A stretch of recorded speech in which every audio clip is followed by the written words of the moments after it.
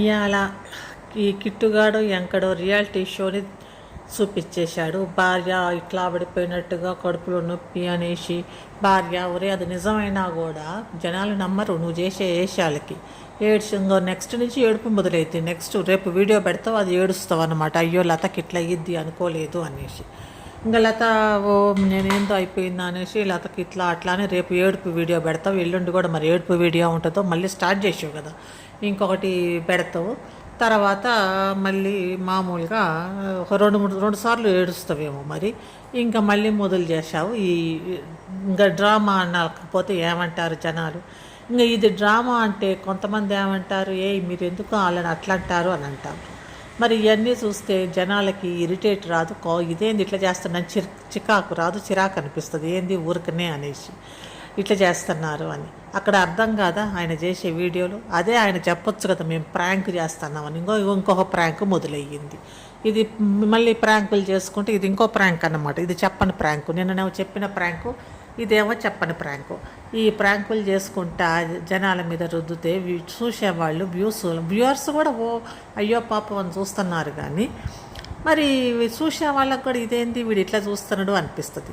ఇంకా కొంతమంది ఏమో ఎక్కువ ఇరిటేటివ్ కొంచెం ఎక్కువ భరించలేక తిట్టి పడేస్తున్నారు. తిడితేనేమో ఏ మమ్మల్ని తిట్టారు అని అంటాం. చూడు ఈరోజు ఆమె ఇట్లా వచ్చింది రాగానే వెంటనే ఇట్లా కెమెరా ముందుకు రాగానే అసలు నటన పండించేశారు. ఆ డ్రామా ఏంటంటే నటనని అసలు జీవించేశారు. మీకు ఏది ఆస్కార్ని బాగా కొంచెం దువ్వ పెట్టేసి ఇవ్వాలి. మీకు ఆస్కార్ ఏంది, నీకు ఆస్కార్ అవార్డు కూడా తక్కువే ఆ అవార్డు ఇచ్చినా కూడా నిజంగా అన్నట్టుగా చేస్తున్నారు. ఎందుకు ఇట్లా? ఇంకా రేపు ఏడుస్తావు. ఇది మాకు తెలిసిందే, మాకు తెలిసిన కథనే. ఈ స్క్రిప్ట్ అంతా నిన్న తయారు చేసినట్టున్నారు. స్క్రిప్ట్లు అయిపోయినాయి, ఏం చేయాలో అర్థం కావట్లేదు. కాబట్టి ఈ స్క్రిప్ట్ నిన్న తయారు చేశారు. ఈ స్క్రిప్ట్ని ఈరోజు పండిస్తున్నారు. ఓ ఏదో అయిపోయింది ఏమయ్యింది అనేసి రేపు ఏడుస్తాం. ఈ హాస్పిటల్లో చేరి హాస్పిటల్లో ఉంది అది ఇది అంటే అసలుకి ఎవరికైనా టైం ఉంటుంది, వీడియో పెట్టే టైం కూడా ఉండదు. కానీ వెంటనే వీడియో పెడతాడు, దాని వెనక ఒక మ్యూజిక్ ఉంటుంది, అన్నీ ఉంటాయి. ఎందుకు ఇదంతా? మళ్ళీ ఇద్దరు పిల్లలు నేనే చూస్తున్నా ఇద్దరు పిల్లల్ని అని అంటాం. అంత చూసేటప్పుడు అంత టైం ఉంటుందా వాళ్ళకి? ఆ ఇద్దరు పిల్లల్ని చూసుకొని ఆడ వీడియో అప్లోడ్ చేసి వీడియో తీసి అప్లోడ్ చేసి దాన్ని ఎడిటింగ్ చేసి చేస్తానికి అంత టైం ఉంటుందా? ఇవన్నీ ఆలోచించరు అనుకుంటారా జనాలు? వాళ్ళంతా ఎందుకు ఇవన్నీ ఆలోచించలేరు? వీళ్ళంతా పిచ్చోళ్ళు, ప్రపంచం అంతా పిచ్చోళ్ళు, నేను ఒక్కడనే అని. అందుకే నువ్వు ఎదగకుండా అట్లనే ఉన్నావు. నువ్వు మంచిగా ఎదిగేవాడివి ఎందుకంటే కాగలవు, ఎందుకంటే నీ బ్రెయిన్ అంతవరకే ఆలోచిస్తుంది. మేము ఇక్కడ చేస్తాం, మేము జనాల్ని పిచ్చోళ్ళని చేస్తాం, పిచ్చోళ్ళు నమ్ముతారు అని. కానీ వీళ్ళందరూ యాక్టింగ్ చేస్తారు అంతే. అందరికీ తెలుసు అది నువ్వు చేసేది డ్రామా అని, పెద్ద డ్రామా చేస్తున్నావు అని. ఈరోజు లైవ్లోనే ఇట్లా పెట్టేసి ఏదో మాట్లాడి తర్వాత పెండ్లాంకి చెప్తావు అనమాట. పెండ్లామా నువ్వు వచ్చి అను అనగానే ఈ డ్రామా ఒక అలవాటే కదా, యాక్టర్సే కదా. ఇట్లా అని పడిపో, నిన్ను ఇట్లా ఎత్తుకుంటా, అదొక సినిమాలో. ఇంకా ఎవరిని చెప్పాలనో ఏమో బ్రహ్మానందం అని చెప్పినా కూడా తక్కువే అయ్యిద్ది. బ్రహ్మానందాన్ని కూడా ఇన్సల్ట్ చేయటం ఎందుకులే కానీ అని ముందే స్క్రిప్ట్ తయారు చేస్తారు. నువ్వు ఇట్లా నేను ఇట్లా చెప్తుంటే నువ్వు వచ్చి ఇట్లా పడిపోయినట్టు చెయ్యి, అప్పుడు నమ్ముతావు. ఎందుకంటే ఇదంతా డ్రామా అని వీళ్ళు నమ్మట్లేదు. కాబట్టి ఇట్లా చేస్తే తప్పకుండా నమ్మి ఇంకా వ్యూస్ ఎక్కువ వస్తాయనంటే ఎందుకు వస్తాయిరా? నేను చూసింది కూడా గింతే చూడంగానే అర్థమైపోయింది.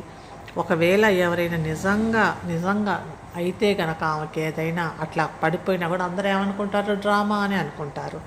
ఇంకా ఎప్పుడు పడిపోదు, ఉట్టి కెమెరా ముందే అన్నీ పడిపోతుంది అనమాట. కెమెరా ముందుకు రాగానే పడిపోతారు, కెమెరా ముందుకు రాగానే అన్నీ వచ్చేస్తాయి. కెమెరా ముందు పెట్టేసి వీడియో తీద్దామన్నప్పుడే అన్నీ వస్తాయి అన్నమాట.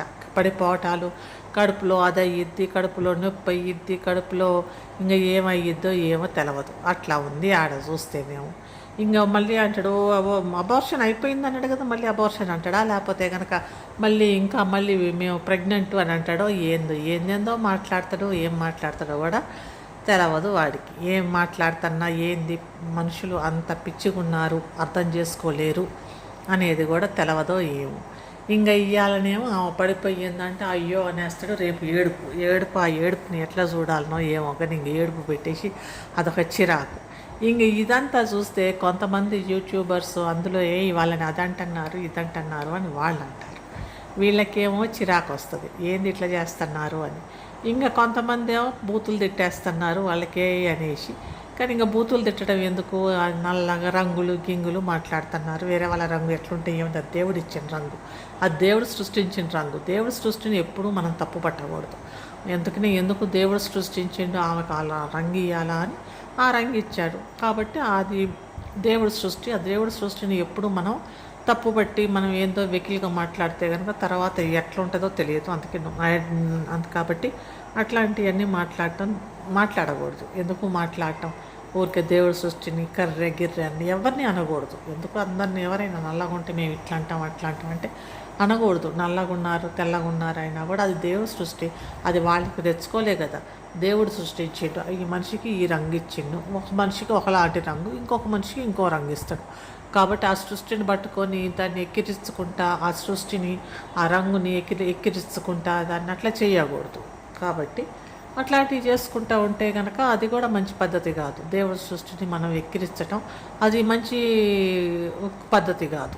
సరే, ఆమెకి నల్ల రంగు ఇచ్చిండు, ఆమె బ్లాక్ ఉంది, డార్క్ ఉంటే ఏముంది, అదేమన్నా పెద్ద తప్పు కాదు కదా. అదేమన్నా ఆమె తప్పు చేసిందో, నల్ల రంగు దేవుడు ఇచ్చిండు. కాబట్టి ఆ నల్ల రంగు నలుపు అనేసి ఊరికి అట్లా అంటాము మేము. ఎవరైనా కూడా నల్లగా ఉంటే నల్లగా ఉన్నారు, తెల్లగా ఉంటే ఏందో అయిపోయారని ఏమీ లేదు. అది దేవుడిచ్చిన రంగు దేవుడిచ్చినట్టే ఉంటుంది. దేవుడిచ్చిన మొహం ఎట్లా ఉంటుందో అట్లనే ఉంటుంది. కాబట్టి దేవుడి రంగుని దేవుడు దాన్ని మనం ఏమీ అనకూడదు, అనటం మంచిది కాదు. కాబట్టి ఎవరినైనా వాళ్ళకు కూడా ఫీల్ అవుతారు కదా. ఇప్పుడు ఎవరినైనా ఇంట్లో నల్లగా ఉన్నావు అని ఏమన్నా అంటే వాళ్ళకు కూడా ఉంటుంది కదా మనసులో. ఇప్పుడు మనల్ని ఎవరైనా హర్ట్ చేసి మనల్ని ఎవరైనా ఏమైనా అన్నారనుకోండి, మనకు అనిపిస్తుంది కదా మనసులో బాధ, అయ్యో నన్ను ఏంది ఇట్లా అంటున్నారు, నాకు ఏముందని అని. అందుకే అట్లా అనకూడదు. దేవుడు ఎందుకు ఇచ్చాడు, ఏంది ఇట్లా అని అట్లాంటివి మనకు కూడా అనిపిస్తుంది. ఇప్పుడు మనం కూడా ఒక వ్యక్తిని నల్లగా ఉన్నావు, నువ్వు అట్లా ఉన్నావు అని అంటే మనం కూడా నల్లగా ఉన్నావు అట్లా ఉన్నాం అనుకో, మనల్ని ఎవరైనా అట్లా అంటే ఏదన్నా మనలో లోపం ఉంటే ఆ లోపాన్ని మనం ఎవరైనా ఇట్టున్నామని వెకిలిగా మాట్లాడితే అది మంచి పద్ధతి కాదు. అట్లా హేళనగా ఎకిలిగా మాట్లాడటం దేవుడి సృష్టిని, అది ఏ దేవుడైనా ఎవరైనా కూడా ఆ ఎకిలిగా ఒక సృష్టిని మనం అనటం అది సమంజసం కాదు. భగవంతుడు ఆ సృష్టి మనం మళ్ళీ ఏమయ్యిద్దో కానీ. అందుకనే ఆ రంగుని మాత్రం మనం ఏమీ అనవద్దు. వాళ్ళు చేసే వేషాలు మనం మాట్లాడతాం, వాళ్ళు ఎట్లాంటి వేషాలు వేస్తున్నారు, ఆ తమ్నేల్స్ ఎందుకు, ఆడ ఉన్న తమ్నేల్ ఒకటి ఉంది, వాళ్ళు పెట్టేది ఏమో ఆడంతా తప్పుగా పెడుతున్నారు. అక్కడనేమో మా పిల్లల్ని నమ్మేస్తామంటారు, లాస్ట్కి మా పిల్లల్ని నమ్మేస్తాను ఆ కథ అంతా చెప్పేసి లాస్ట్కి కాదు అనేసి ఈ కథలు చిన్నప్పుడు కథలు చెప్తూ ఉంటారు కదా, ఏదో కాకమ్మ కథల్లాగా ఇట్లా అని చెప్పి మళ్ళీ అదే అని. కానీ దానికే అందరూ వచ్చేసి చూస్తున్నారు అట్లా అనేసి.